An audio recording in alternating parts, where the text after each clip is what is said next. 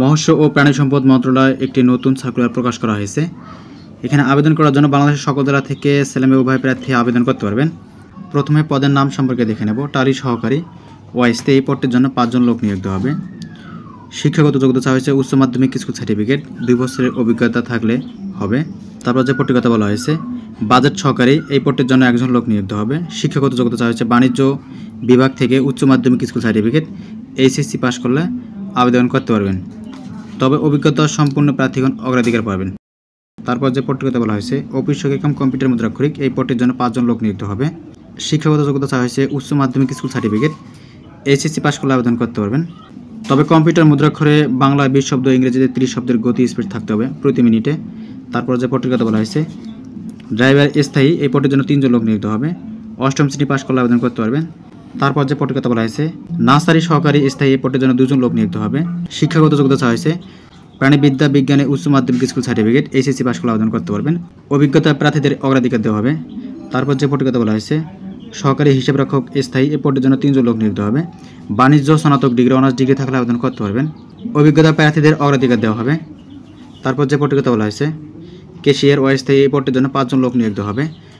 শিক্ষাগত যোগ্যতা হচ্ছে বাণিজ্য স্নাতক ডিগ্রি, অনার্স ডিগ্রি থাকলে আবেদন করতে পারবেন, অভিজ্ঞতা প্রার্থীদের অগ্রাধিকার দেওয়া হবে। তারপর যে পদের কথা বলা হয়েছে স্লিপওয়ে অপারেটর স্থায়ী, এই পদের জন্য 1 জন লোক নিয়োগ দেওয়া হবে।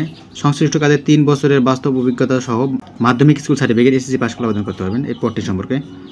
তারপর যে পদটির কথা বলা হয়েছে মার্কেটিং সহকারী, এই পদের জন্য 5 জন লোক নিয়োগ দেওয়া হবে। স্নাতক ডিগ্রি, অনার্স ডিগ্রি থাকলে আবেদন করতে পারবেন। তারপর যে পদটির কথা বলা হয়েছে শিপ প্রসেসিং টেকনিশিয়ান স্থায়ী, পদের জন্য 2 জন লোক নিয়োগ দেওয়া হবে। শিক্ষাগত যোগ্যতা আছে কেমিস্ট্রি বা বায়োকেমিস্ট্রি বা প্রাণীবিদ্যা বা মৎস্য বিজ্ঞানের স্নাতক ডিগ্রি, অনার্স ডিগ্রি থাকলে আবেদন করতে পারবেন। তারপর যে পদটির কথা বলা হয়েছে হিসাব রক্ষক স্থায়ী, পদের জন্য 2 জন লোক নিতে হবে। শিক্ষাগত যোগ্যতা আছে বাণিজ্য স্নাতক ডিগ্রি, অনার্স ডিগ্রি থাকলে আবেদন করতে পারবেন বাণিজ্য বিভাগ নিয়ে। তারপর যে পদটির কথা বলা হয়েছে ব্যবস্থাপক স্থায়ী, এই পদের জন্য 4 জন লোক নিয়োগ দেওয়া হবে। শিক্ষাগত যোগ্যতা আছে অর্থনীতি বা বাণিজ্য বা পরিসংখ্যান বা মৎস্য বিজ্ঞানে 1ম শ্রেণী স্নাতকোত্তর ডিগ্রি, মাস্টার্স ডিগ্রি অথবা উক্ত বিষয়ে 2য় শ্রেণীর সমমান সহ 2য় শ্রেণীর স্নাতকোত্তর ডিগ্রি, মাস্টার্স ডিগ্রি থাকলে এই পদের জন্য আবেদন করতে পারবেন। আবেদন কবে থেকে শুরু হয়েছে 1/4/2025 তারিখে সকল প্রার্থীর বয়স 18 থেকে 32 বছরের মধ্যে হলে আবেদন করতে পারবেন। সকল জেলার প্রার্থীগণ আবেদন করতে পারবেন। পরীক্ষা সংক্রান্ত তথ্যাদি বাংলাদেশ মৎস্য উন্নয়ন কর্পোরেশন ওয়েবসাইট, এই ওয়েবসাইটে পাওয়া যাবে। পরীক্ষা ইচ্ছুক প্রার্থীগণ এই লিঙ্কের মাধ্যমে আবেদন করতে পারবেন। অনলাইনে আবেদন শুরু হয়েছে 12/5/2025 10 ঘটিকাতে। আবেদনের শেষ তারিখ 11/6/2025 বিকেল 5 ঘটিকা পর্যন্ত আবেদন করতে পারবেন। তারপর এখানে আবেদন করার জন্য পরীক্ষার ফি নেওয়া হবে প্রতিটি পদের জন্য।